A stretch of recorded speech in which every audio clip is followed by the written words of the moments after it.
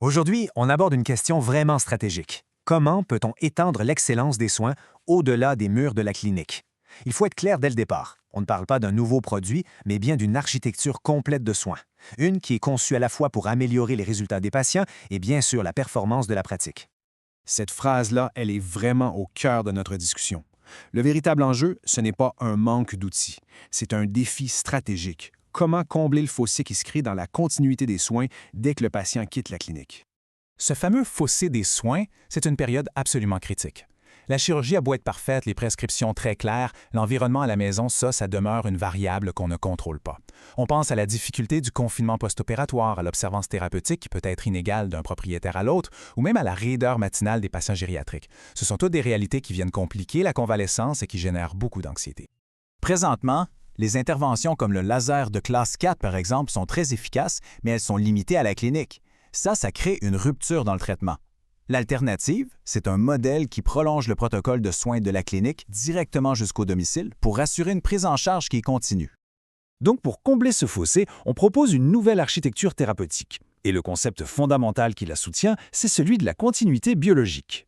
Qu'est-ce que c'est au juste la continuité biologique? En fait, c'est un système qui vient créer un pont thérapeutique entre la clinique et la maison.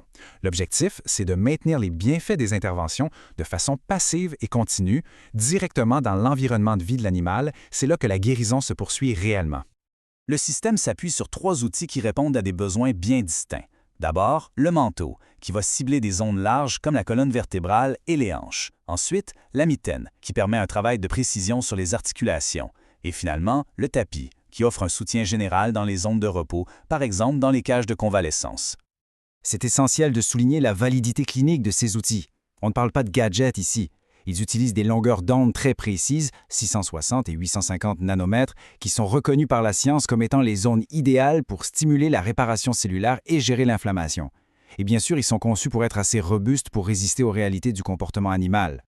Bon, maintenant que la base clinique est bien établie, voyons comment cette technologie se traduit en une stratégie de croissance bien concrète pour la pratique. L'implantation de cette architecture, elle est structurée autour d'un système de revenus à 3 niveaux. Le modèle d'affaires, il est simple et synergique. Il repose sur 3 volets. Premièrement, un service premium en clinique qu'on appelle la zone de convalescence qui utilise le tapis sans avoir besoin de mobiliser de personnel. Deuxièmement, un pont de location qui permet de prescrire des appareils pour la convalescence à la maison. Et troisièmement, la vente au détail pour la gestion des maladies chroniques. En conclusion, il ne s'agit pas juste d'ajouter un service, mais bien d'intégrer une nouvelle norme de soins. Une analyse comparative rapide permet de vraiment saisir la valeur stratégique de cette approche. Cette comparaison résume vraiment bien toute la valeur stratégique. D'un côté, on a le laser, une application active qui demande du personnel et qui génère du stress. De l'autre côté, nos dispositifs, une thérapie passive, sans stress. Mais le point crucial, c'est le modèle de revenu. On passe d'un frais de service unique à un modèle hybride qui inclut le service, la location et la vente. Et surtout, on assure une continuité des soins qui était tout simplement impossible avec les méthodes traditionnelles.